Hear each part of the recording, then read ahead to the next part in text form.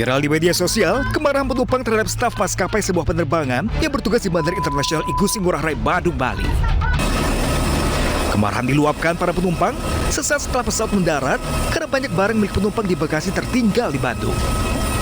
Menurut penumpang, bagasi ditinggal di Bandung berdasarkan keputusan maskapai untuk mengurangi beban pesawat karena kondisi cuaca dan faktor keselamatan. Hingga kini, pihak maskapai belum bisa dikonfirmasi. Kasus ini pun rawan terjadi di tengah libur panjang akhir pekan yang memang berdampak terhadap lonjakan trafik pergerakan penumpang. Kita menyampaikan nih ke teman-teman, tolong siapin. Kenapa? Libur dari hari Rabu. Ya, kita nyiapinnya dari hari Selasa, hari Rabu nih. Akan banyak yang datang. Bisa jadi extra flight juga datang. Nah, nanti pada saat fase kepulangan, kita jaganya di hari Minggu, kalau nggak di hari Senin. Gitu. Itu ya, prediksi peningkatan trafiknya berapa persen, Pak? Kalau dilihat dari jumlahnya ada, berdasarkan histori ya, nah kita kan cek juga histori, kemudian cek juga ke teman-teman media, ke teman-teman maskapai ya, memastikan kira-kira berapa sih? Nah, saya hitungannya saat ini memperkirakan bisa jadi naik sampai 32.000, 33.000 saat ini. Pihak bandara pun mengimbau jika terdapat bagasi penumpang yang masih tertinggal di bandar keberangkatan, penumpang diharapkan melapor ke bagian lost and found maskapai pengangkut. Dari Badung, Bali, Bagus Alif, iNews melaporkan.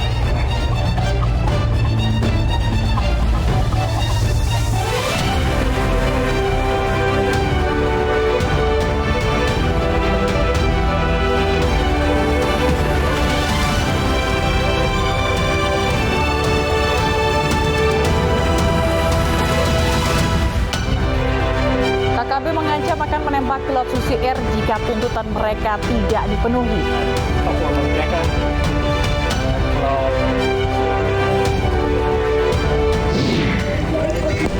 Kericuhan di Paris semakin anarkis, lebih dari 1.000 orang ditangkap polisi.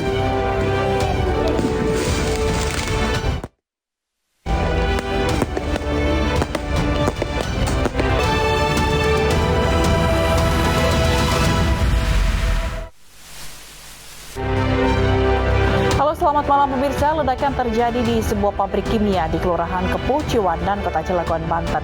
Insiden ini merupakan kejadian yang kedua kalinya. Bersama saya Fazilah Khairunisa, inilah iNews Malam selengkapnya.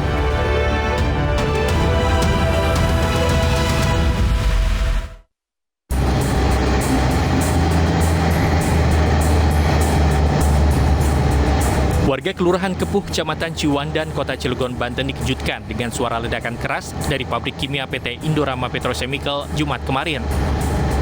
Kerasnya ledakan membuat asap putih menutupi area pabrik tersebut. Bahkan lempengan yang diduga berasal dari ledakan pabrik terlempar hingga 1 km dan menimpa atap bagian dapur milik warga. Kejadian ini membuat warga panik. Awalnya warganya menduga terjadi ledakan saja. Namun salah seorang warga mengaku ada benda jatuh usai ledakan tersebut. Benda berupa lempengan mirip tembaga itu merusak atap bagian dapur yang terbuat dari asbes dan triplek. Hingga saat ini pihak perusahaan belum bersedia dikonfirmasi dan pihak kepolisian juga belum menjelaskan penyebab terjadinya ledakan keras di pabrik kimia tersebut. Sejauh ini belum ada laporan dampak bahaya kimia yang ditimbulkan. Namun warga mengaku khawatir dampak yang ditimbulkan dari kejadian tersebut. Di pagi ada satu kejadian di mana rumah Pak Rasya Kamal ini, Pak Sia panggilnya ini tertimpa benda. Itulah yang tertimpa benda di lokasi ini dan jatuh ke sini sampai dengan pecah ini kondisinya. Dan benda itu disinyalir berasal dari salah satu industri yang ada di sini, yang mungkin sedang berproduksi atau bagaimana saya nggak tahu karena adanya di dalam industri. Dan memang ini produksi dari Indorama ya. Insiden ini merupakan kejadian yang kedua kalinya. Warga berharap adanya pengawasan dan penelitian dampak dari letusan. Dari Cilegon, Banten, Iskandar Nasution, iNews melaporkan. Gempa bumi magnitudo 6,4 mengguncang barat daya Kabupaten Bantul, Yogyakarta. Sejumlah rumah di Kulon Progo rusak. Tidak ada korban jiwa dalam bencana tersebut, namun warga masih trauma.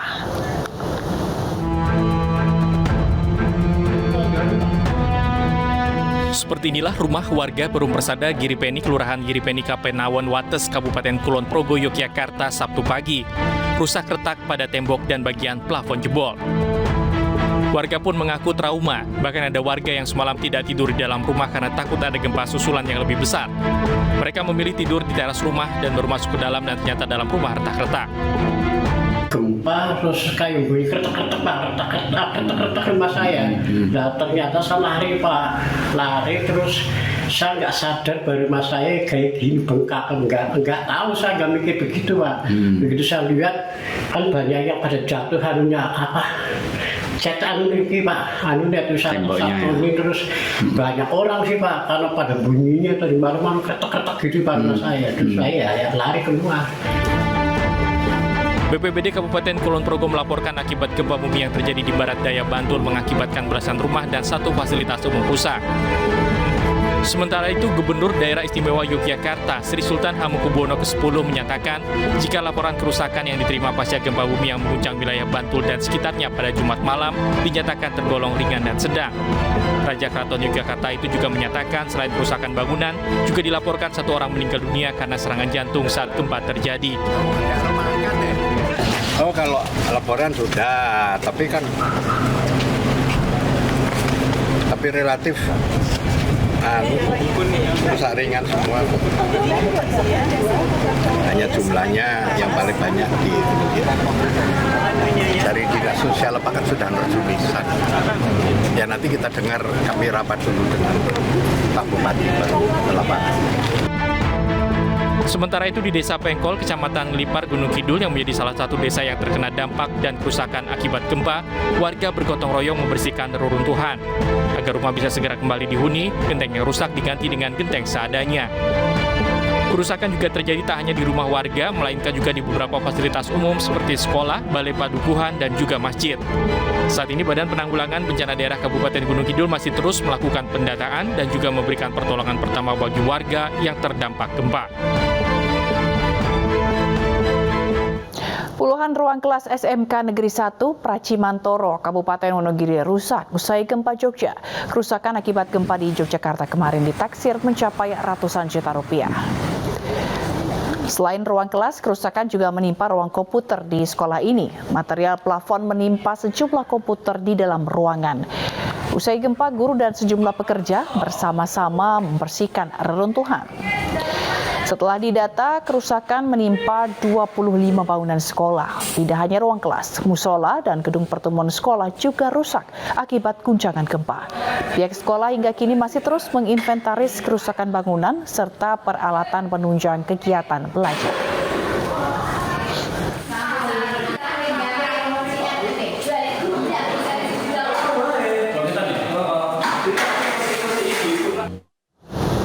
Pemirsa, BNPB mencatat puluhan rumah rusak akibat gempa yang terjadi di Yogyakarta Jumat malam kemarin. Kami akan membahas terkait dampak gempa dan penanggulangannya bersama Kepala Pusat Data Informasi dan Komunikasi Kebencanaan BNPB, Abdul Muhari. Selamat malam, Pak Abdul.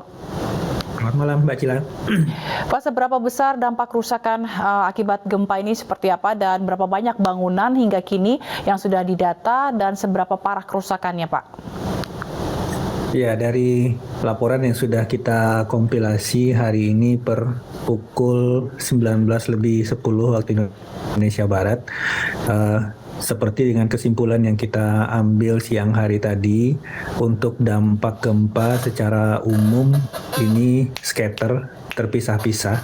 Artinya dampak gempa ini tidak terpusat di satu titik secara masif dengan kerusakan yang banyak seperti itu, tetapi terpisah-pisah di beberapa dusun. Ada rumah yang rusak, kemudian di dusun berikutnya ada rumah yang rusak, tapi tidak terlalu dampak dan sifatnya tidak masif. Secara umum ini kalau kita berbicara rumah rusak hingga malam ini secara total di 3 provinsi terdampak, Yogyakarta, Jawa Tengah, dan Jawa Timur, itu 318 unit rumah rusak ringan, 24 unit rumah rusak sedang, dan hanya 2 unit rumah rusak berat.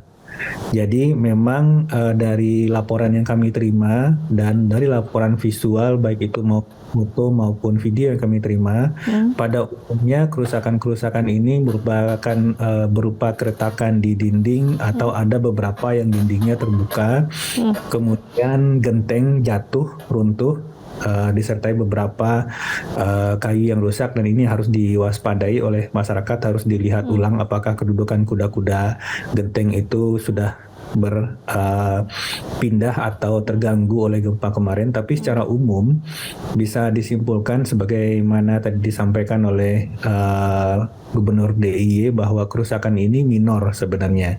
Dari secara umum, meskipun gempa ini dirasakan secara jauh di 3 provinsi, hampir di 20 kabupaten kota dengan total 272 KK terdampak di 3 provinsi ini, tetapi impact-nya terhadap bangunan dan infrastruktur itu minor, Mbak Cila. Baik, lalu berapa banyak korban yang terdampak, dan ini kan tadi Bapak sempat menjelaskan bahwa ada beberapa rumah yang rusak berat begitu ya. Nah, kemana para warga ini? Apakah ada mengungsi begitu? Apakah ada tempat pengungsian khusus gitu Pak untuk para korban gempa ini? Ya, dari catatan kami hingga pukul 19.10 waktu Indonesia Barat malam ini, itu total warga yang mengungsi 7 KK. Ada 5 KK di daerah istimewa Jakarta dan 2 KK di Jawa Tengah. Terhadap 7 KK ini saat ini ditampung sementara di tempat saudara dan tetangga. Ini akan kita lihat langkah-langkah lebih lanjut, karena tidak terlalu banyak yang mengungsi. Sekiranya bisa ditanggulangi oleh pemerintah setempat, itu akan segera kita dorong untuk pemenuhan kebutuhan yang mereka perlukan selama mungkin berada di tempat saudara atau tetangga. Kemudian untuk 272 total KK terdampak ini, kami tentu saja menghimbau, yang pertama itu yang harus dilihat adalah perhatikan kondisi rumah masing-masing, karena pada umumnya ini rumahnya rusak ringan. Yang paling banyak itu gentengnya jatuh atau gentengnya ngeglosor ke bawah, sehingga ada beberapa tempat juga, beberapa rumah juga yang tidak atau belum bisa ditempati, bukan karena rumah itu rusak secara struktur dinding atau tiangnya, tetapi gentengnya jatuh ke bawah, sehingga kalau hujan itu airnya masuk ke dalam. Tetapi yang lebih penting untuk diperhatikan oleh masyarakat adalah saudara-saudara kita pemilik rumah yang terdampak, perhatikan kondisi rumah masing-masing. Baik. Kalau terdapat misalkan kedudukan kuda-kuda atap itu sudah bergeser dari posisi petak rumah, maka itu segera laporkan ke lurah atau kepala desa atau ketua RT untuk bisa mendapatkan catatan atau penanganan lebih lanjut. Sebab nanti akan kami data semua. Baik. Kemudian yang kedua, kalau ada kerusakan tiang atau cacat dari keretakan-keretakan di dinding rumah yang berpotensi kemudian bisa, kalau ada gempa susulan, itu kolaps ke arah dalam. Ini juga harus diperhatikan, dan ini harus ditinjau langsung oleh pemilik rumah dan segera laporkan, karena data ini yang kita perlukan untuk melihat kemudian secara lebih detail. Kalau data secara kaji cepatnya, rapid mappingnya itu sudah kita dapatkan, tadi saya sudah sampaikan. Tapi saja ini akan kita tindak lanjuti dengan penghitungan detail ataupun catatan detail kerusakan di tiap-tiap rumah, Mbak Cila. Baik, terima kasih atas informasinya Pak Abdul Muhari, Kapusdatin BNPB telah bergabung bersama Aindi semalam. Salam sehat selalu Pak Abdul. Pemirsa, dan untuk membahas lebih jauh mengenai potensi bencana pasca gempa 6,0 magnitudo yang mengguncang Yogyakarta dan sekitarnya kemarin, kita telah terhubung dengan Kepala BMKG Dwi Korita. Selamat malam Bu Dwi Korita. Selamat malam Mbak. Assalamualaikum warahmatullahi wabarakatuh. Waalaikumsalam warahmatullahi wabarakatuh. Bu, ini seberapa besar atau apakah ada kemungkinan gempa susulan dan ancaman tsunami Bu dari gempa kemarin? Kalau tsunami tidak ada, sudah dianalisis sejak awal, itu kemungkinan tsunami tidak akan terjadi. Gempa-gempa susulan memang terjadi, sampai pukul 6 tadi ada 48 kali, namun frekuensinya semakin melemah.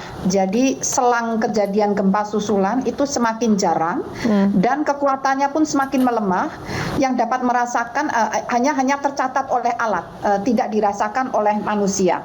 begitu. Baik. Lalu apakah gempa di Bantul kemarin ini dapat dijadikan petunjuk untuk membaca pola bencana atau gempa selanjutnya? Karena sebelumnya BMKG kan menyebut pemicu gempa ini kan lempeng Samudra Indo-Australia atau Samudra India di bawah lempeng Eurasia atau di bawah Pulau Jawa, dan aktifnya lempeng ini tuh akan terus menyebabkan gempa. Seberapa besar ancamannya, Bu? Jadi sebetulnya studi atau kajian tentang potensi kegempaan di Indonesia, termasuk di wilayah selatan Pulau Jawa, ini sudah banyak dilakukan, dan potensi terburuk, ya, saya katakan skenario terburuk kemungkinan terjadi. Ini skenario terburuk adalah dengan kekuatan 8,5 hingga 8,7. Nah, itu masih mungkin terjadi. Persoalannya kita tidak tahu kapan akan terjadi. Nah, itu pun kejadian gempa-gempa dengan kekuatan yang lemah, katakan 5 di bawah 5, itu juga sudah terjadi beberapa kali dalam catatan kami, dalam catatan sejarah kegempaan yang kami rekam, dan kemungkinan masih juga akan terjadi dengan kekuatan yang ya sekitar itu.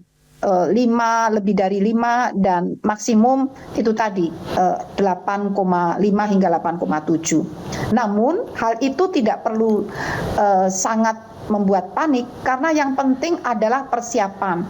Sebagai contoh, gempa 2006, kita tidak siap, banyak rumah yang rusak, runtuh, ya, karena struktur bangunannya memang saat itu belum tahan gempa, dan kebetulan gempanya akibat patahan yang terjadi di darat, dan kedalamannya dangkal, yaitu sekitar 12 km. Nah, kali ini patahannya yang terjadi di laut, kekuatannya kurang lebih sama, ya, 6,4 tadi, kemudian diupdate 6, namun kedalamannya lebih dalam, 67 km. Nah, dan alhamdulillah kerusakan tidak parah, ya, meskipun lokasi setempat juga mempengaruhi. Tadi misalnya dalam peninjauan, rumah yang ada di tempat yang tinggi dekat lereng yang curam itu mudah terguncang, namun hanya rumah yang standar bangunannya yang tidak tahan gempa. Di sekitarnya yang lain itu karena sudah tahan gempa, jadi rumahnya lebih kuat, rumahnya tidak apa-apa. Jadi poin ini menunjukkan masyarakat sudah semakin belajar untuk membangun rumah itu memang harus tahan gempa, meskipun lokasi tempat dia berpijak tinggal itu tanahnya rentan untuk terguncang atau berada di zona lemah atau di zona patahan. Jadi yang penting adalah persiapan membangun rumah yang tahan gempa dan menyiapkan apa yang harus dilakukan saat gempa itu terjadi. Segera menyelamatkan diri keluar rumah atau segera berlindung pada tempat-tempat yang aman. Seperti itu. Berarti sesarnya ini beda ya, Bu, ya, dari yang 2006 lalu ya, Bu, ya? Beda. 2006 ada di darat, ya. Kalau ini ada di laut, dan kedalaman pusat gempanya juga sangat berbeda. 2006 kedalamannya dangkal 12 km, saat ini kedalamannya 67 km, sehingga spektrum dampaknya semakin luas.